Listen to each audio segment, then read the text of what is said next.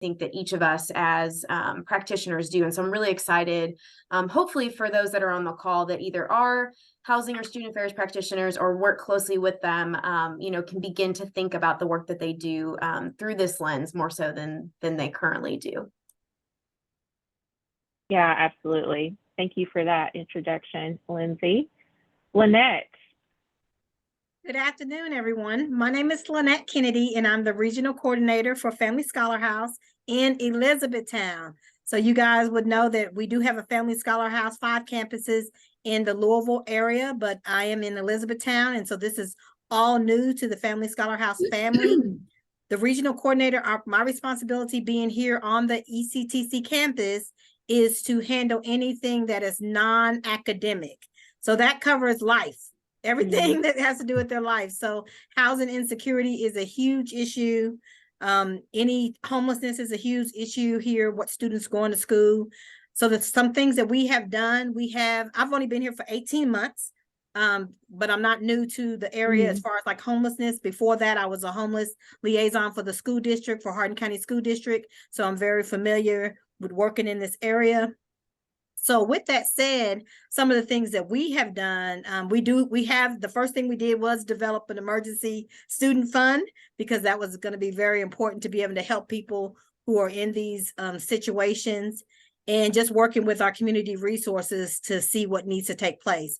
And one big thing that we are doing, and that hopefully we'll be able to start in March of next year, is that we are building housing. We are building 48 units here on the ECTC campus that will be for single parents and their children. And that will be something that will line up with our mission to end generational poverty in our community. So we are excited about that. And so I'm just excited to just be here today, just to learn and just to bounce ideas off of each other to see what we have.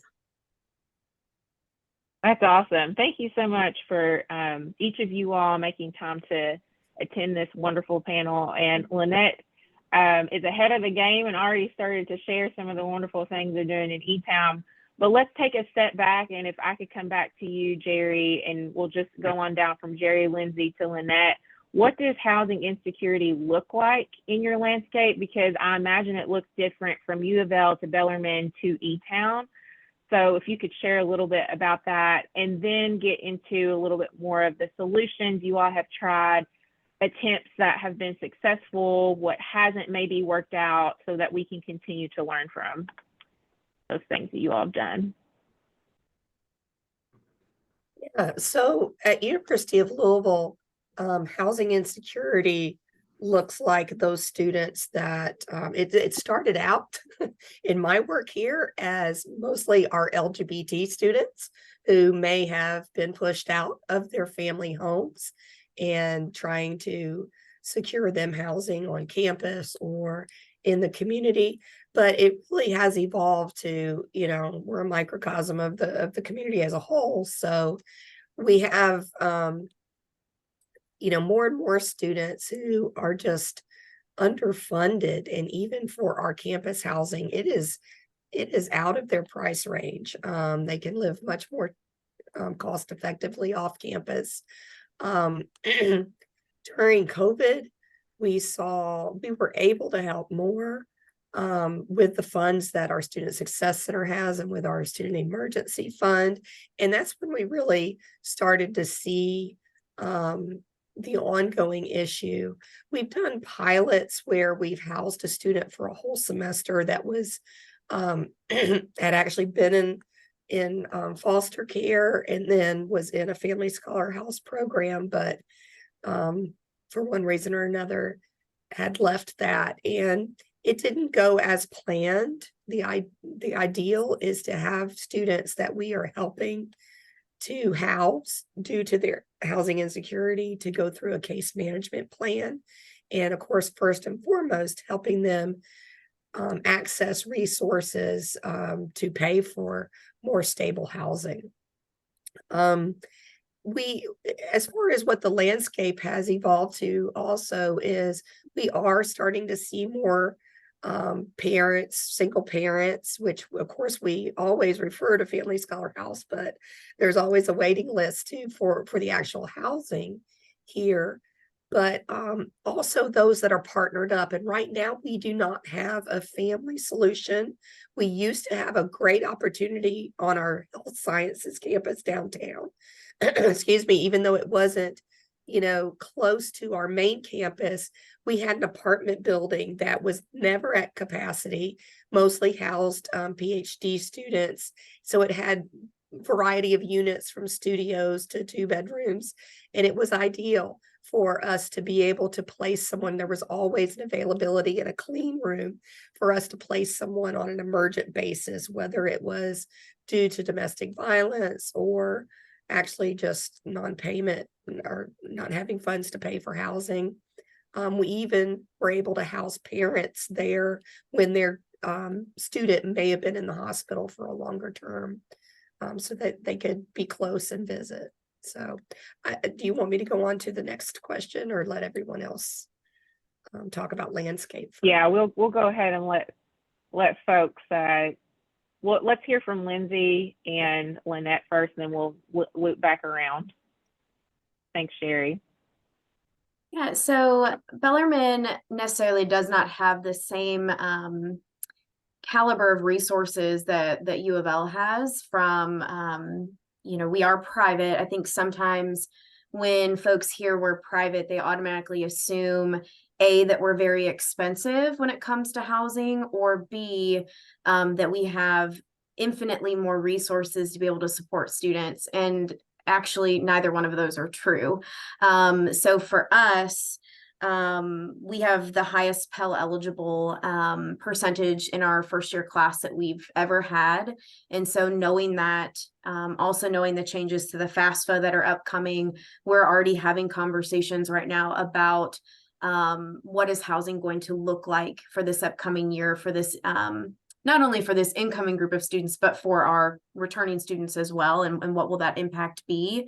And part of that for me is looking at the price structure of our residence halls. And I'm in a unique space where I, of course, have to look at the business side of things and go, okay, what are we charging for what we offer? Are we charging enough to keep the lights on and to do preventative maintenance and all those sorts of things? But also, we don't want to make ourselves so pricey that no one can afford to live on campus. So actually, in my time here at Bellarmine, we went from being the most expensive in the state to now the least expensive in the state when it comes to housing. So that's kind of a unique shift that we've done over the past few years. I would say that shift, that hard shift actually happened probably right before COVID. And so we've held on to that pricing. And as we look at what increases might look like, we're still being mindful of that cost. And we look at that, not only housing, but holistically with tuition and everything as well. We do have a 3-year live on requirement at Bellarmine, which is a little bit unique. So 3 years is about 89 credits. Folks can live at home with their families, but we also have exceptions for financial hardship. And a student goes through that application process for both housing and a meal plan if they would like. And what's great about that is I'm the one that makes that decision. So I'm the one that says, we're going to allow this student to live off campus in this house that is going to cost them X amount of dollars as opposed to living on campus.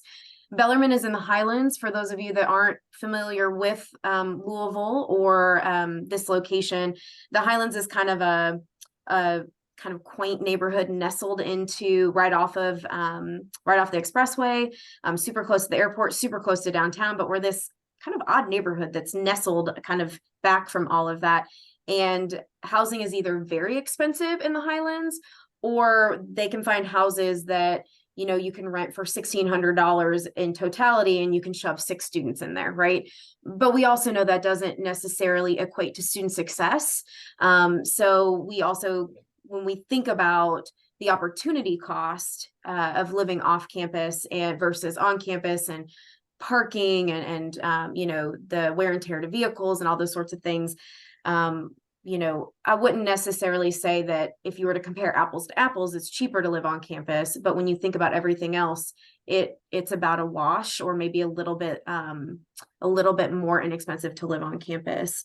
Another thing that we found that has been helpful for us is when we look at breaks. So a lot of universities, they have certain buildings that are 12-month buildings. We don't have that. All of our buildings are 12-month buildings. In the summer, we may ask you to move to our summer school area, but during our breaks, we don't close down fully where everyone has to leave. Some breaks are free of charge if they're shorter. Other breaks, like winter break, because it's much longer, and we have to staff things a little bit differently, there is a fee associated with that, but we do waive that fee for students that might have housing insecurity in particular. That's something that they share. I'm a part of our behavioral intervention team, our care team, so I'm generally aware of that before students even fill out that information. So thinking about like cross-functional teams that I sit on and the ability to look at a student holistically. Also for our summer housing is very inexpensive. It's $75 a week to live in a double, which is very inexpensive. And you do not have to be a student to live on campus. You just have to have been a student in the fall or in the spring or the upcoming fall. So students that are graduating and they don't have a job yet and they can't go home or don't want to go home, they can live with us. Students that are housing insecure, or students that just don't want to go home or can't afford to live off campus, whatever it might be, we do have options for that. There's a lot of things that we've done as I started digging and diving into this, but that's just kind of some broad brush things that I've found that have been very impactful for our students. And a lot of it is one-on-one individualized things where we do have the ability to do some of that. We also have had a Family Scholar House rep on our campus. I think right now we're getting ready to get a new one potentially, or in the process of getting a new one, but that's been helpful for us as well because we do not house families on our campus. It doesn't matter how old you are, we just do not house families on our campus. So something a little bit different also from U of L. That's awesome. Thanks for sharing, Lindsay. And then as far as for our campus, since it's kind of a very unique relationship, because first of all, I don't work for ECTC. I actually work for Family Scholar House, but I'm housed inside of ECTC. So it kind of makes everything all confusing at times, but it's a really good partnership here. So one of the main things that we see for our landscape are because nobody can live on housing right now. So I mean, it's just right now it's something that's going to happen, but right now nobody can live on campus. So what we see our landscape is people living paycheck to paycheck. And so when they live that paycheck to paycheck lifestyle, that causes housing insecurities and food insecurities and everything else. So for us, because we don't have the cafeteria, we don't have the housing, so we have to be very unique, come up with very creative ways to work with our families and our individuals, our single individuals that are here on campus. So that's one thing that we see is a lot of people working paycheck to paycheck. So we treat everybody as a unique case and just kind of listen to what's going on with their life and then go from there. That is why the main thing that I said in the beginning is that we had to immediately develop an emergency student fund, because without the emergency student fund, there's no way that, without us having the housing, without us having transportation in this area. So I'm not sure if you guys don't know that we have no public transportation besides a taxi and then some Uber, but that's not, it's very expensive to use. So with that happening, those are the main things that we are doing here. And that's why Family Scholar House, the partnership came involved. So that way we can build that housing here on the campus and be able to have that solution for a community to have those 48 families live in that housing unit here on campus. Now, will it help the single families? No, we're going to still continue to work with our partner agencies.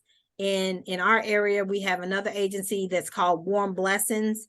They are actually going to be building a transitional home as well as emergency shelter. So right now we have none of that here. So we think 2024, we're going to be like living the best life we've ever lived, because we'll have access to, to Family Scholar House at the beginning of 2025, and then hopefully to Warm Blessings transitional home in 2024. But just like I said, the main thing that we done is develop that emergency student fund and doing the case management with the students that do come in here to see us. And so far that has worked to keep them in the seats in school and to keep them focused on what they need to focus on and able to eliminate some of the stress that they have. Yeah, that's great. Jerry, coming back to Yeah. you. Okay. Yeah, let me talk a little bit about what we've done. Actually, before this collective got started, we had already initiated a subcommittee on looking at housing insecurity among our students. So I pulled together folks from across campus, like we had a counselor who had worked with a lot of houseless students in her previous institution, student success staff, cultural center, who actually had a lot of connections with students that were asking about housing, and some of the dean of students office staff and others. And we started looking at what we could do and developing with our housing partners the opportunity to house a student. It used to be for 5 days free in an emergent situation. Over the years, I've got that extended to 10 calendar days. 10 calendar days, not even business days, but in an effort for us to be able to work with students to find a more permanent solution. So when students were showing up or emailing and saying, I have no place to go, I'm sleeping in my car, this was a way for us to connect with our liaison in housing and identify a room, make sure it was clean and it was outfitted with what was needed. So we've been able to provide, blankets and some snacks and things like that, especially for students that are coming into town and maybe houseless. Our housing department, though, is an auxiliary of the University of Louisville, so nothing comes from the university's budget for housing. So that's where there have been complications in that the pricing is out of reach for a lot of students. So mainly what we're doing when a student shows up on our radar that is housing insecure is we're working with all the possibilities through financial aid, through our student success grants, through our student emergency fund, which is often depleted, to come up with a plan that student can remain in housing beyond the 10 days. We never like to send a student to the shelter, even recommend that. And we have a lot of faculty and staff on campus that just bristle at that idea. But this committee was able to work with the Coalition for the Homeless here in Louisville and get a connection with a person that, if you're not familiar with Louisville, we have a broad resource rich community for houseless people, but there's shelter systems that everyone has to call in or show up at like 3 p.m. every day to be able to be directed to one number for the coalition, to be directed to where there is space, and depending on if you're a family versus a single male, where you're going. So we were able to kind of bypass that and get a connection with someone at the coalition where I could send the student's name and ID number or telephone number to, so that they could kind of bypass that system and be plugged in. We've had very few students over the 11 years I've been in this position go to a shelter, actually. And so that's not what we want to do. We want to have a space for them. So out of this committee work that we did, came that partnership with housing when we had space. Like I mentioned, down at our health sciences campus, that building's now been torn down. And unfortunately, we've been fortunately for student success, we've been at capacity. So we have had no room this semester to house students. We attempted at one point to get funding for a year's worth of housing in one room and set it aside. We worked with partners such as a church that was able to pay for some time of a houseless student's housing.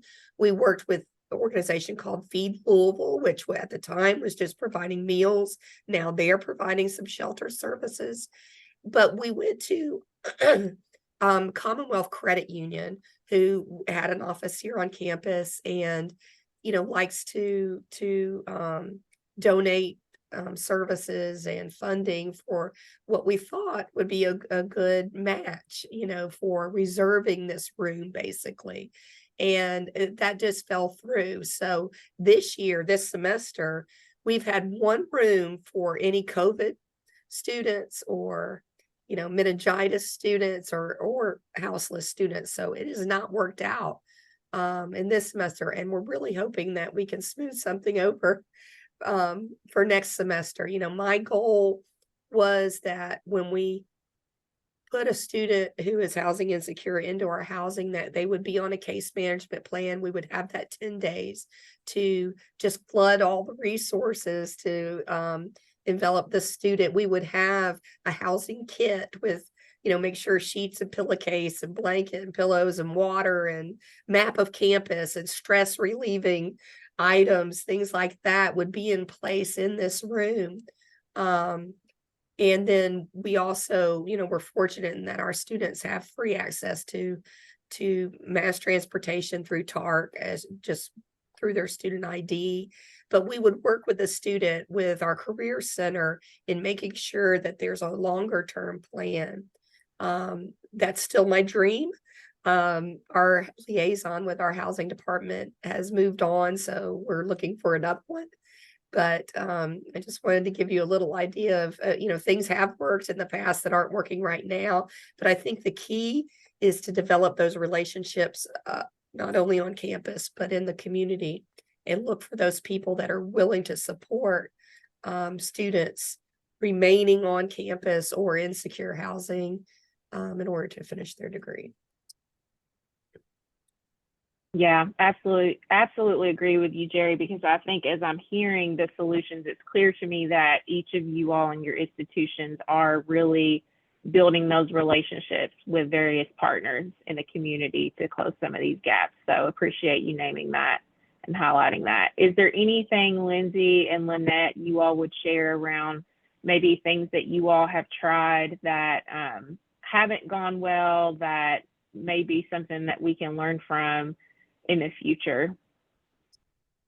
I think for me, being in housing, I feel like a lot of times we like to be really protective of our space, and it just comes from I think this idea of sometimes we know best for our residential students. We try and protect our space.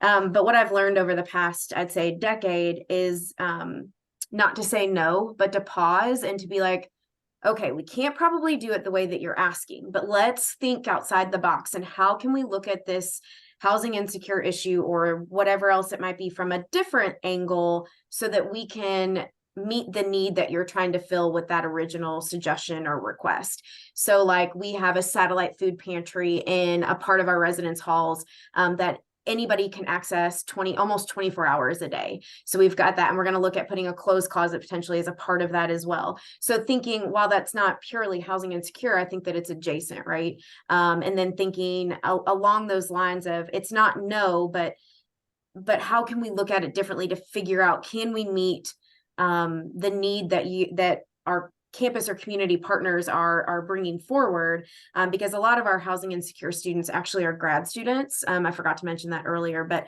we're seeing a lot of them are grad students, and they get their first summer free. It's part of a recruitment strategy, but then we have to make sure that they have someplace to go afterward. And sometimes they don't, and we're hearing they're living in a car. And I'm like, well, if we would have had some of these conversations earlier, we could have done something. So I think what I've also learned is communication that's very clear as early as possible and as frequently as possible when we think about specific dates, like Jerry talked about, 7 days or 10 days, maybe for free housing, making sure we're communicating those things very clearly with students and with our partners. And as Jerry said, those relationships also are critical, and we can't do the work alone. I think that's something as we've tried to implement new things, sometimes doesn't work because we don't have that relationship. But I think that's where we've seen the biggest successes. And I would just add, for our community, since right now we don't have the housing, building the relationships with the community is very beneficial for us. And two of the ones that we build a relationship with is that we do use a program called Room in the Inn, which is a program that it is a shelter, but the way that the shelter is through churches, so that each church has an assigned night. And so the students get to build a relationship with that church, and usually somebody at the church, they have a parish or they have something that normally we can upgrade because we have those relationships that the student can go temporarily stay there. But one of the things that we have done here on campus to help that is that ECTC, since we've been here, since Family Scholar House has been a presence on the campus, we have developed a student success hub, which in that hub now we do have a space that the students can go to. We have couches. Now we have access to showers where we didn't have access to showers for those homeless students. So then they didn't know what to do. There wasn't a process in place. So that is something that we have put in place. In the last 18 months, is developed a, just like I said, a place that they can take showers, that we have towels, we have wash machines and dryers. And those are all things we did not have here on campus, just to kind of fill in that gap right now while we don't have housing. We just don't have it. And then we also have the relationship, Hardin County Schools, the school district has developed a housing stability person, and she's a social worker. And then if they do have children in Hardin County Schools, then they're able to do some branches out as well with the networks. And we all just kind of work together to build that student, keep that student in the seat at the school, at the college level, and keep their kids in school at the K through 12 level. So those are some things that we have done that have worked. Some things that haven't worked is that people like to start kind of camping out here on campus, living in their cars on campus. It's kind of, people get nervous, I guess. I don't know why, because they're in their classes. They're in their classes, but then they just like, I guess like spaz out because somebody is actually sleeping on the campus, but they're the same person that's in their classroom.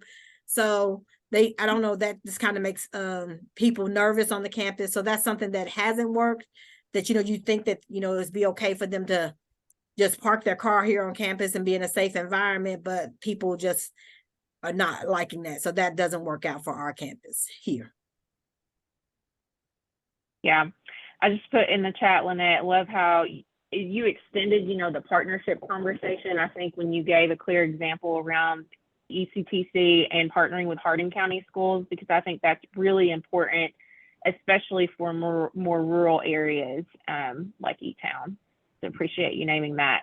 I want to open it up for any folks who have some burning questions for our panelists before we get into small group time. Just go ahead and unmute yourself or put it in the chat box.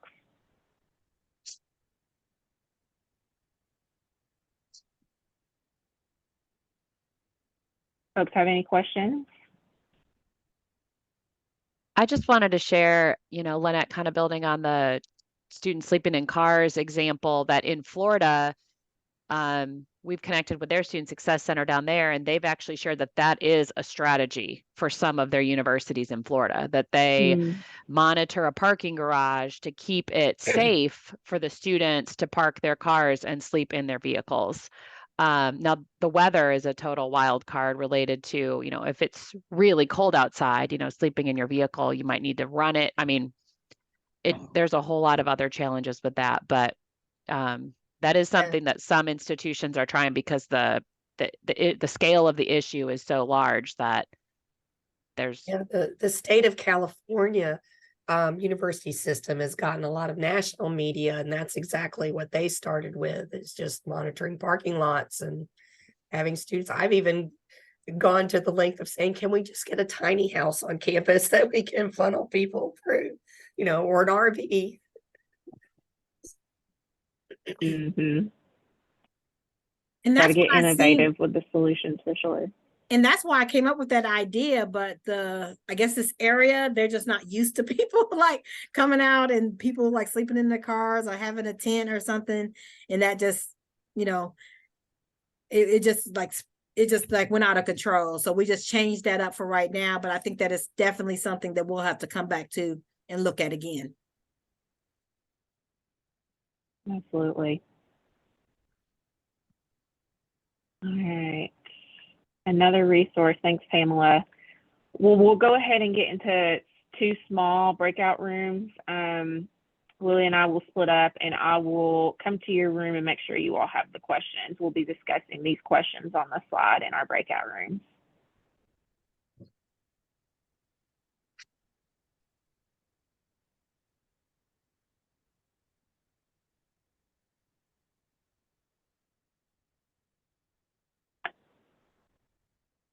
Jamie, what room did you want me in? You can go to the first one. I'll go to the second one. Okay. These are big rooms. Yeah, do you want me to make them smaller?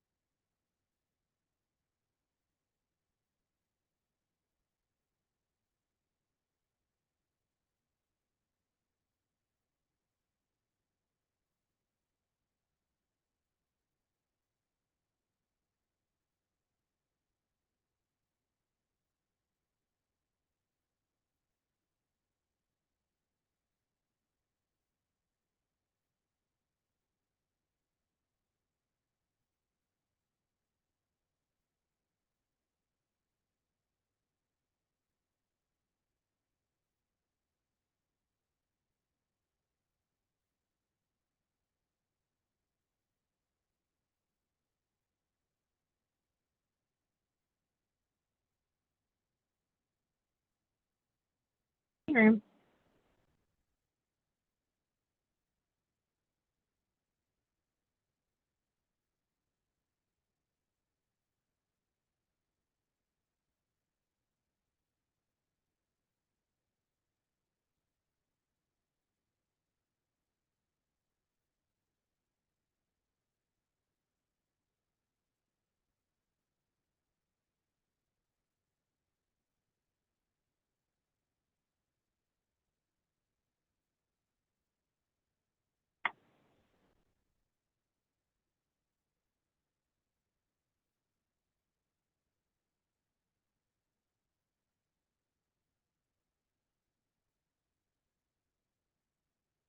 All right, still waiting for some folks from the other room. Oh, here they come.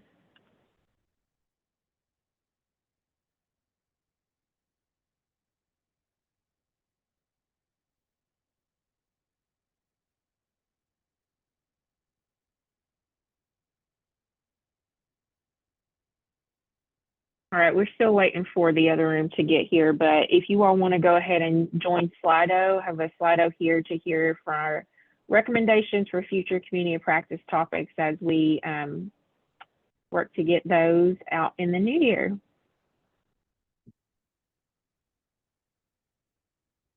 Jamie, I just caught the last end of that. Could you repeat whatever you may have been saying? Yeah, I was sharing it for my group. I was just Oh. waiting for everyone to get back and say it again. We've got a Slido before we wrap up here just to get some recommendations for future community of practice topics. So if everyone could get in here, slido.com, it will prompt you for this number, and then you can just share some ideas for future community of practice topics to help inform our topics for the new year.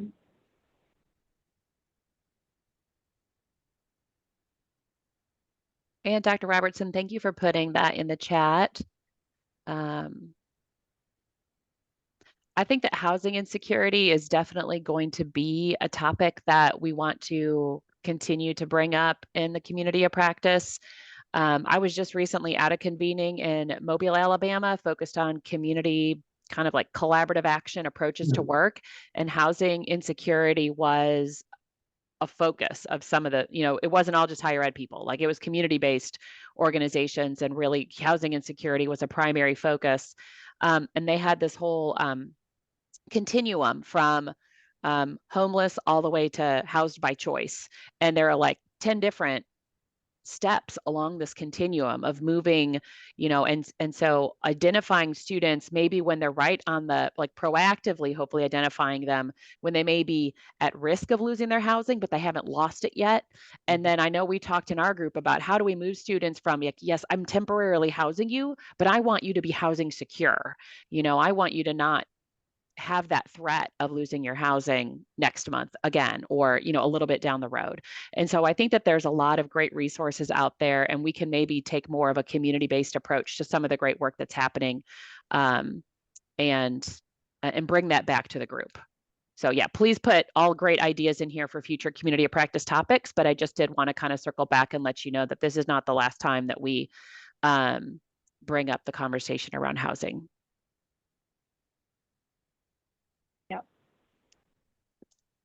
Absolutely. Well, feel free to, again, join the Slido. We want to hear from you all in terms of what you would like to hear, whether it is housing insecurity, continuing that conversation, or focusing more on food insecurities, or other issues that you all are seeing that's affecting your students in your particular campus, because if it's affecting your students, it's likely affecting others across the state. And so I want to continue to host these convenings around topics that are important to you all, and things that you all want to continue to learn and grow in. As we wrap up, I do want to share, first of all, a sincere thank you to each of you all for making the time to attend this community of practice. I know how busy these last final weeks before the holiday break can be. So thank you all so much for attending. And a special shout out to our panelists, Lynette, Jerry, and Lindsay. Thank you all so much for sharing your all's voices, perspectives, lessons learned, and solutions. In the follow-up email that I send with all of these resources, If you all don't mind, I'll also share their contact information, because if you want to learn more and connect with them directly, I'm sure that each of them would be thrilled to continue to collaborate, network, and help each other grow in finding some solutions to this important topic.